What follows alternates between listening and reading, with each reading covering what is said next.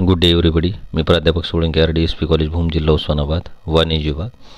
आज आपण पुस्तकपालन लेखक्रम येथील दुसरा चॅप्टर नफा न कमविणाऱ्या संस्थांची खाते यातील आपण 7 नंबरचं गणित बघणार आहोत.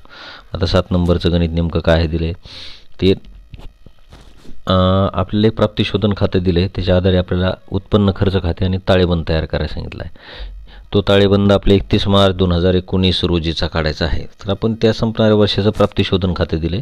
त्याच्या आधारे आता आपण बघू की मी तुम्हाला मागे एकदा म्हणलं होतं की प्राप्ती बाजूचे आयटम हे उत्पन्न बाजूला आणि ताळेबंदाच्या देयता बाजूला येतात आणि शोधन बाजूचे आयटम हे खर्च बाजूला आणि संपत्ती बाजूला येतात. तर आपण बघूया की आधी आपण समजा प्राप्ती बाजू मी तुम्हाला एक पहिली पद्धत शिकवली होती की त्यामध्ये काय केलं होतं, प्राप्ती शोधन खाते अगोदर घेतलं आणि त्यानंतर समायोजन घेतलं. आता आपण दोन्ही सोबत घेऊ की लगेच त्याची समायोजन तिला क्लिअर करून टाकू लगेच.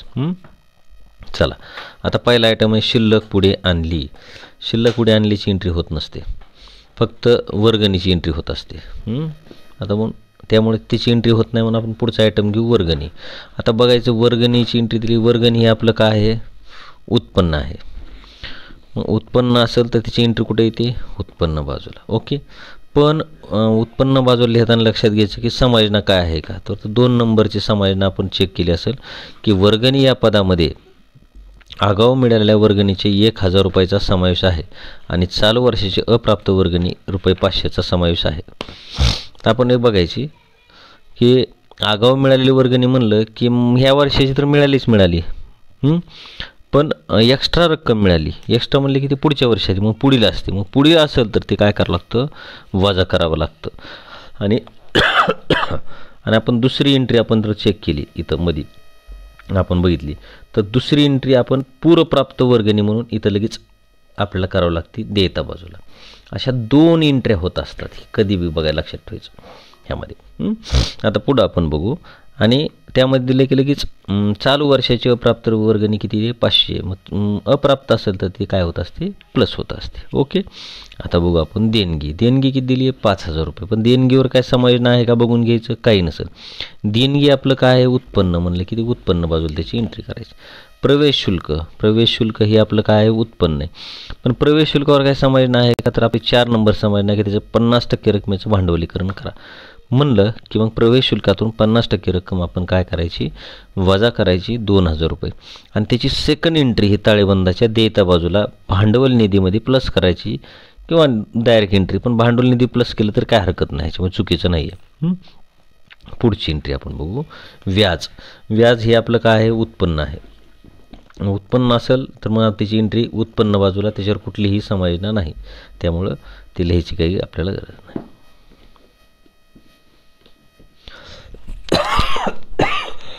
छपाई व लेखन सामग्री आपल्याला बघायचं आहे. पुढचं म्हणजे आपली शोधन बाजू आता घ्यायची आपल्याला. आता पहिले गेले पगार आयटम आहे. पगार आपला काय आहे, खर्च आहे, म्हणून त्याची खर्च बाजूला एंट्री. पण पगारीमध्ये काय समायोजन आहे का, तर कुठंच काय समायोजन नाही आहे, म्हणून तिची एंट्री आपण डायरेक्ट केली. आता पुढचा आयटम आहे छपाई व लेखन सामग्री. हे आपला काय आहे, खर्च आहे, मग तिची एंट्री कुठे येते, खर्च बाजूला, ह्याच्यावर कुठलीही समायोजन नाही. आता कमिशन, हा दिलेलं कमिशन आहे म्हणून हा खर्च आहे. मग खर्च असेल तर ह्याची एंट्री कुठे येत असते, खर्च बाजूला, पण याच्यावर कुठलीही समायोजन नाही. पण भाडे, पुढचा आयटम भाडे आपला काय आहे, खर्च आहे, पण भाडेवर एंट्री आली, समायोजन आली. आदत्त भाडे, आदत्त म्हणलं की देणे भाडे असतं, देणं म्हणलं की संबंधित खर्चात तो काय करायचं, प्लस करायची. आणि दुसरी एंट्री ही देयता बाजूला येत असते, इथं देयता बाजूला एंट्री करायची आहे. पण खाली बघू पुन्हा. आता पुढं बघू, त्यानंतर आयटम आहे विद्युत खर्च. विद्युत खर्चामध्ये कुठलीही समायोजन, कुठलीही काही नसल्यामुळे जी आपण एंट्री डायरेक्ट करू. ओके, आता उपस्कर दिले. उपस्कर ही आपली काय आहे, संपत्ती म्हणलं की जी एंट्री कुठे येत असते, संपत्ती बाजूला. इथं खाली संपत्ती बाजूला आली बघा. पुढच्या पण या संपत्ती बाजूला आली, पण त्याच्यावर 3 नंबर समायोजन आहे की 8% घसारा करावा. मग आपल्या अमाऊंट किती आहे, 8000. मग 8 64 बघायचं आणि 1 शून्य द्यायचं, 640 रुपये येऊन जाईल. हे 640 रुपये इथं घसारायचे, मायनस करायचे 8000तून आणि दुसरी 640ची लगेच एंट्री इकडे कुठं करायची, खर्च बाजूला. आता लास्ट आयटम आहे शिल्लक पुढे नेली. शिल्लक पुढे नेली म्हणलं की शिल्लक रोख असते, हस्तस रोख, ह्याची एंट्री आपल्याला कुठं करायची, तर इथं संपत्ती बाजूला आपण करून टाकायची असते. ओके, इथं संपत्ती बाजू. आता अशा प्रकारे आपण परत एकदा सगळं डबल रिपीट सांगत चालतो गणितातलं, म्हणजे दोन्ही खाते आधी उत्पन्न खर्च खाते क्लिअर करतो, नंतर ताळेबंद क्लिअर. चला ओके, बघत चालू आपण. तर आधी प्राप्ती बाजूचे आयटम लगेच एक एक क्लिअर करीत चालतो मी. बघा वर्गणी आपलं काय आहे, उत्पन्न आहे, म्हणून ह्याची एंट्री उत्पन्न बाजूला करा.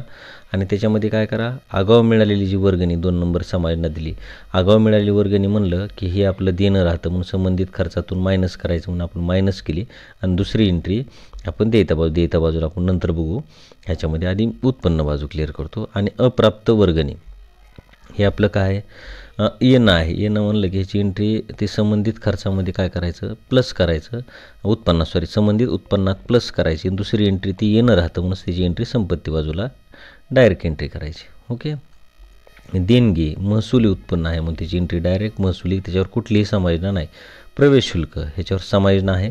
प्रवेश शुल्काच्या 50% रकमेचं भांडवलीकरण करायला सांगितले, म्हणून 50% रक्कम किती आली, 2000 रुपये. आपण काय केले, मायनस केली, म्हणून 2000नेच आउटरला एंट्री आली. या 2000ची दुसरी एंट्री कुठं करायची, देयता बाजूला करून टाकायची. 2000ची एंट्री भांडवल निधीमध्ये प्लस करा किंवा डायरेक्ट एंट्री करा. ओके. चला पुढचा आयटम, व्याज हे आपलं उत्पन्न आहे, म्हणून त्याची एंट्री कुठं आली, उत्पन्न बाजूला, कुठलाही त्यावर समायोजना नाही. आता बघू पगार. आता शोधनबाजूचे आयटम मी तुम्हाला सांगितलं खर्च आणि संपत्तीला येतात. आता पगार हा खर्च आहे म्हणून याची एंट्री कुठं आली, खर्च बाजूला, याच्यावर कुठलीही समायोजना नाही आहे. छपाई व लेखन सामग्री आपला काय खर्च आहे म्हणून त्याची एंट्री कुठं आली, खर्च बाजूला. कमिशन आपलं खर्च आहे, दिलेलं कमिशन आहे म्हणून खर्च आहे, म्हणून खर्च बाजूला. भाडे हे आपला खर्च आहे, पण भाडेवर समायोजना 1 नंबरची तर लगेच दिली की आदत्त भाडे ₹200 हे देणं असतं, म्हणून संबंधित खर्चात प्लस करावं. आणि दुसरी एंट्री कुठं करावी, देयता बाजूला आपण बघत चालू. आता विद्युत खर्च आपला खर्च आहे म्हणून त्याची एंट्री खर्च बाजूला.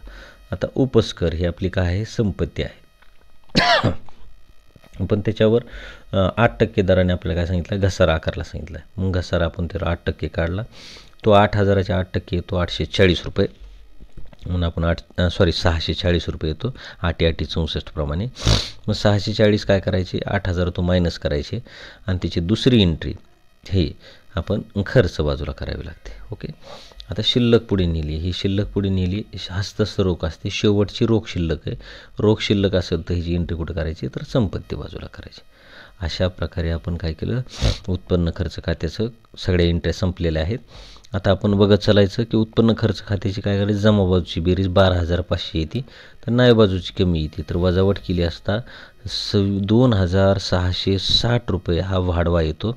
हा वाढवा कुठे ह्याचा ट्रान्सफर करायचा, तर ताळेबंदाला. आपण आता ताळेबंद बघू की आपला ताळेबंद कसा बघायला, त्यामध्ये एंट्री आता ताळेबंदाची बघू. आता एक एक क्लिअर करतो ताळेबंदाचं. आता बघा भांडवल निधी, तुम्ही म्हणताल सर भांडवल निधी 3000 रुपये आली कुठली, तर आपली 5 नंबरची समायोजना नीट चेक करून घ्यायची. भांडवल निधी दिला आहे 3000 रुपये, म्हणून 3000 रुपये घ्यायचं. चला आता त्याच्यामध्ये काय सांगितलं की प्रवेश शुल्काच्या 50% रकमेचं भांडवलीकरण करा. मग भांडवलीकरण केलं आपण 2000 रुपये आलं, मग 2000 रुपये काय करायचं, भांडवल निधीमध्ये प्लस करायचे. प्लस अजून भांडवल निधीमध्ये कुठलं आलं आहे का, आता कुठलंच नाही आलं, म्हणून आपण जी वाढवा आला आहे तो वाढवा ह्यात प्लस केला 2660 रुपये. तो प्लस केल्यानंतर 7660 रुपये एवढा काय आला, हा भांडवल निधी आला, तो आउटरला घेतला आपण. ओके.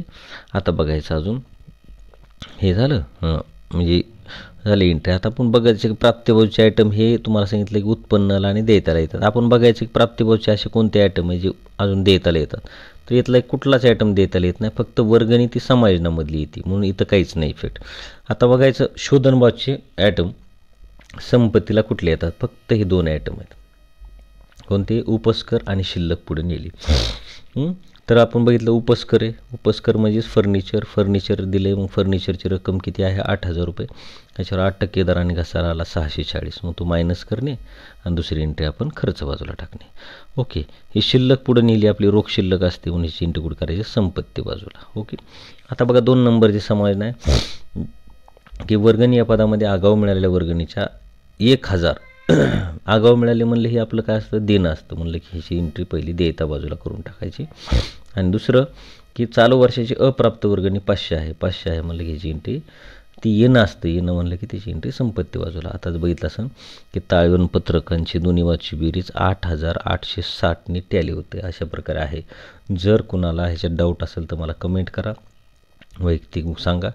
आणि हा व्हिडिओ जर आवडला तर ह्याला लाईक करा, सबस्क्राईब करा आणि बेल बटनला टच करा, जेणेकरून आपल्या नवीन व्हिडिओ पाहता येतील. ओके, धन्यवाद.